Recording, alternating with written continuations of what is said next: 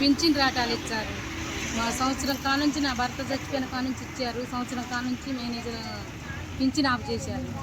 ఇప్పుడు నాకు ఇబ్బంది అవుతుంది సార్, మందులు వాడతాను, థైరాయిడ్ అయింది నాకు, ఆపరేషన్ చేయాలన్నారు. 20,000 ఇక్కడ ఆగిపోయినాయి, 24,000 ఆగిపోయినాయి. ఇవ్వండి సారు, ఒక్కసారి ఇవ్వండి సారు, సంవత్సరానికి ఇంత కడతామన్నా కూడా అస్సలు ఇయ్యనంటే ఇయ్యనంటాను సార్. 1,50,000 కట్టమ్మా అంటాను. అది ఓలు తీస్తాడట కడితే, లేకపోతే తీయను అంతే పో అంటాను. ఎందుకు మార్చారమ్మా నీ పేరు మీద? మా భర్త చచ్చిపోయిండు, నీకు మాఫీ అవుతాయి, మళ్ళీ నీకు లోన్ వస్తుందని చెప్పిర్రు సార్. సరేలే లోన్ వస్తుందని నేను ఆశ, నాకు తెలియదు కదా సార్, ఇవన్నీ నేను పెట్టిన సంతకం.